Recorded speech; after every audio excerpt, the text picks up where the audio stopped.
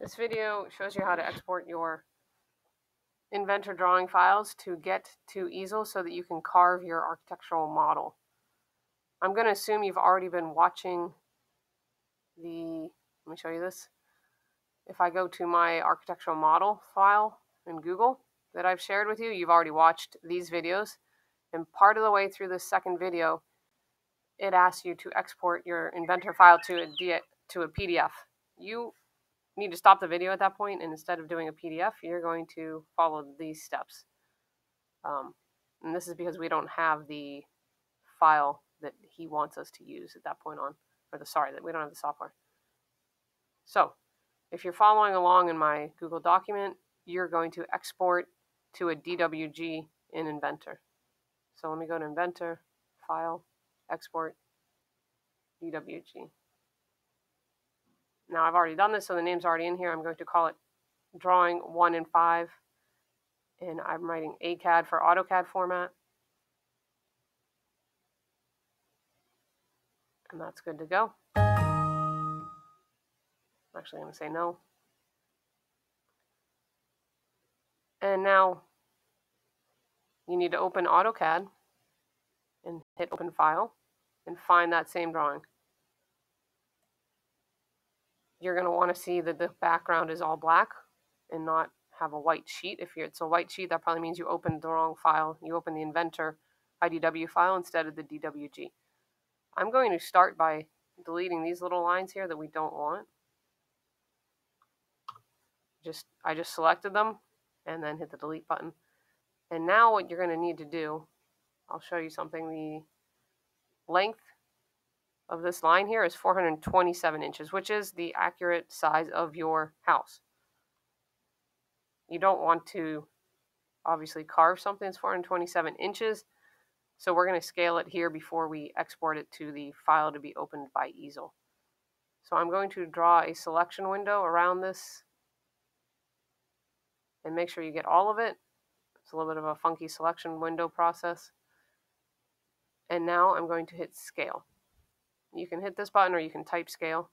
The base point is just a reference point, so you might want to pick the bottom left corner.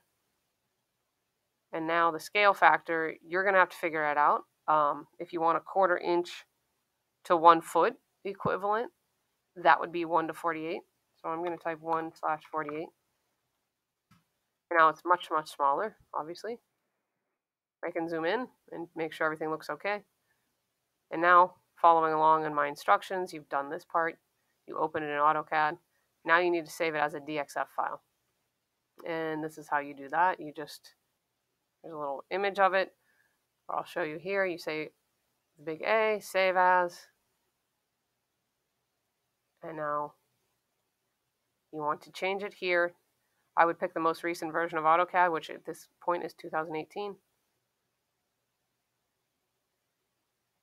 And I'm going to call it this and add the scaled 1 to 48. And I'm actually not going to replace it. It's not worth it. So I'm just going to hit cancel. But you need to save that. Now you want to go to Easel. This is the instructions here. They can be imported to Easel. I'll show you how to do that. Actually, let me start a new file in Easel. And if you need to log into Easel, it's my standard cadmhs@gmail with the standard password. All right, so you want to hit import. And down here, pick DXF, because that's the file format you just exported to. And now you just need to find that drawing that you saved. There's ours. I'm going to hit upload. You're going to leave it in inches, and I'll say import. And this should be approximately what you expect the size to be. If you did the math on it, the 427 inches divided by 48 would give you right around this size. So that seems about right. The only thing else I'm going to change is you're not carving into a 12 by 8 sheet. You're carving into, most likely, an 8.5 by 11 or a standard piece of paper. You're also going to have to change the thickness here, but that is going to be dependent on what kind of material you're using, so that is not something I can tell you what it is. We'll have to play that by ear. And now this is what your piece of paper, cardstock, or whatever it is that you're doing this on will look like. This is a preview of the wood. Hopefully in your case you're using all of the space, so this was just a test case for me, so we didn't finish this, filling this in. And that's it. You're going to want to save this by naming it. So you can call this your name. Call it architectural model. And I'm going to call it pieces 1 and 5.